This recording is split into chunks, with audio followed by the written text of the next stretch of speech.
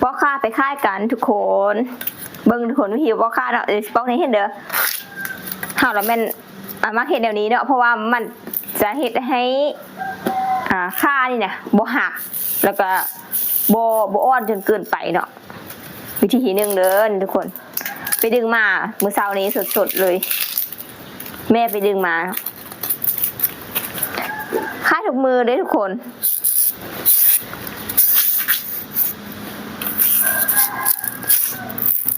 มือพักคือมือโบได้ไปดึงนั่นเองแต่ลูกค้าท่านสร้างมาถูกมืออยู่แล้ว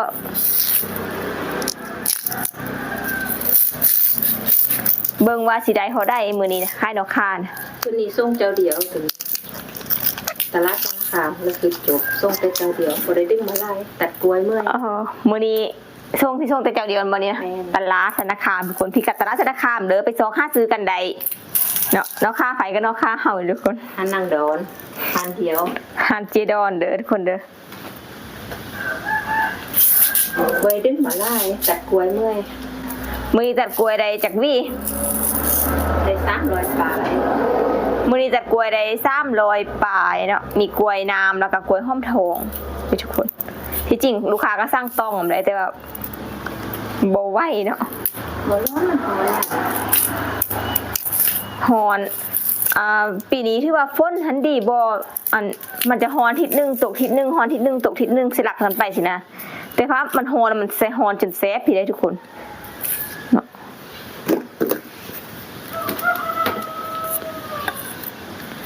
ก็จะเป็นค่าอาหารกลางวันเนาะสำหรับนอค่ามีค่าแดงแล้วก็ค่าข้าวเด้อนี่นะ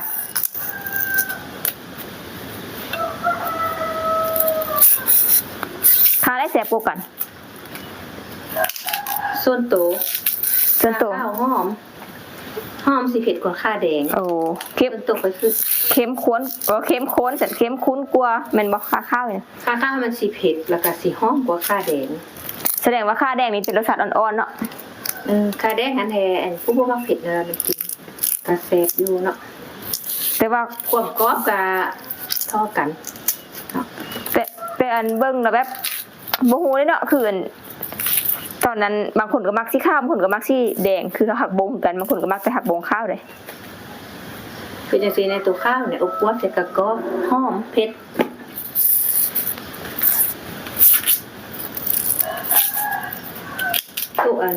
ตัวหัวแก้มอันนี้เนาะตัวข้าวนี่เนาะใส่น้ำข้าวปุ้นน้ำเจียวเนาะเป็นน้ำซุปน้ำตุ้นเหมือนกันเนาะโอ้หอมถึงใจแต่ว่าได้ก้นได้ขุดเอาเนาะตัวนั้นเนาะแนวพันธุ์ก็มีเด้อเริ่มสิจำหน่ายแล้วแนวพันธุ์ก็ได้แพร่หลายแล้วค่าแนวพันธุ์ว่าติดนี้ลูกค้าไว้เนาะสร้างก่อนสงกรานต์ว่าสงกรานต์แล้วจึงสิส่งให้เด้อว่าสิเด้ลูกค้าเด้อมาเขาจะถ่วงเลยทิศหน้าบ่ทิศหน้าทันบ่ทิศหน้าตัดหญ้าแล้วก็พอสิขุดตัดหญ้าส่วนแล้วก็พอสิขุดมันก็สิง่ายสะดวกในการเดินลูกค้าอยากเอาไปปลูกแล้วว่าซันเดย์เพิ่นว่าเพิ่นมักเนาะ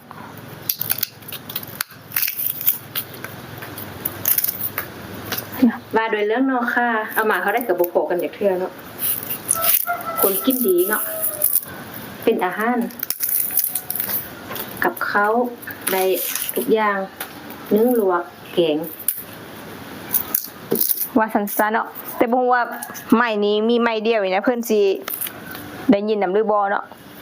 สิแปลให้พร้อมสิเว้าไปนำคนรุ่นเก่านี่สิมักสุดเนาะคนรุ่นใหม่นี่ให้สิบ่ฮู้เนาะเพิ่นสิมักน้ำเผาหรือบ่เนาะลวกหรือว่าแกงเฮ็ดซุปสินะเนาะมื้อนั้นกินหัวต่ออันนี้มัน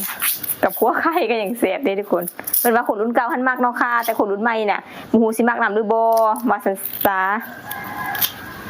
ก็เป็นบางคนมั้งเนาะบางคนก็มักคืออาหารแต่ละชนิดแต่ละอย่างเลยไก่หัวขาอ่อนใส่ต้มไก่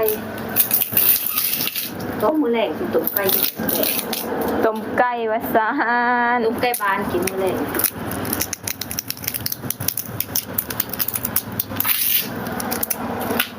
บ่ได้กินเด้อ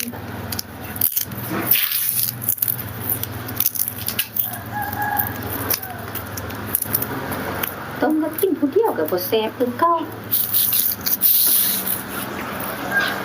เอาสีชมพูเลยเหรอคะเนี่ย แน่นอนค่ะต้มไก่มาชนิดทุกคนกินผู้เดียวบ่แซ่บ ต้มไก่ประเทศไก่ประเทศเป็ดนี่แหละเนาะครอบครัวแล้วนะบ่มีผู้กินทุกคน กินอยู่บางเวลา แต่ว่าสิให้กิน เป็นน้ำข้าวคานเฮ็ดบ่เลยว่าจังได้กับบ่ฮู้เนาะ สิกินตลอดนี่กินบ่ได้ทุกคนก็มันก็เบื่ออาหารเนาะคันกินผักกินเนื้อสิยังแค้นเลยคัน กิน กิน ก็กินผู้เดียวละบ่แซ่บค่อยน่ะกินผู้เดียวแซ่บอันผู้อันนางนี่จะมักเส้น กินประเภทเส้นนี่กินได้ดีเนาะ ซิวๆทุกคนแล้วกินข้าวบ่ ตรงกันอีกเนาะสโลไลท์ซิวๆทุกคนลองเดามาเบิ่งว่าค่านี่นะสีใดเท่าใดมื้อนี้นะทักอยู่เคสบ้านเจ้าไข่นะมีคนถามมาว่าค่าป๊อกไข่ได้ค่าป๊อกไข่ได้ราคาคือกันเลยทุกคนแต่ว่าเฮาป๊อกให้เราหันกีบเอาไปกวงไปไก่เด้อย่าไปกินแม่บ้านคันหาป๊อกสิมันจะแก้ไว้ได้เนาะป๊อกเราต้องได้กินพร้อม ไก่เขาสิบ่ปอก ถ้าว่านคือว่านอยากสร้างเราอยากกินสุมือละน้อยคือเขาจะเอาคำเดือนบ่หรือว่าอย่างต่างๆเนาะมากผู้มากขนาดก็สิเป็นน้อยแบบนี้เราหอดมือสิกินเดี๋ยวก็จึงป๊อกสิมันจะบ่แก้ถ้าป๊อกไปสิแล้วมันต้องได้กินเลยเนาะเข้าใจตามนี้เลยทุกคนมาคนก็สิบ่ที่ผ้ามาสิเลย แล้วก็ริว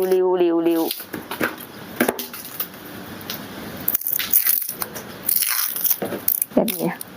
หัก sorry หักซ้ำเลยทุกคนเห็นปะเขาจะริวแบบนี้ออกนะแต่เขาว่าขนาดแบบนี้นะมันเสี่ยงต่อการเขาเห็นหัก มะพร้าวเหมือนจะฝันมะพร้าวจะลืมเอาซ่องหน่วย อยู่ใส่ อยู่คูสะออกซ่องหน่วย ลืมมะพร้าวสันทุกคนเนาะมันไปสวนก็มีหลายอันเอาแหงทุกคน ตัวนั้นก็แก้แล้วนะซ่องหน่วยนั้น ยังเห็นปานนั้นอยู่ยังเป็นครอบอยู่มันต้องให้มันก็ทันก่อนให้มันในหน้าทุกคนมะพร้าวถ้าใดตามเกณฑ์น้ำจะหวานหลาย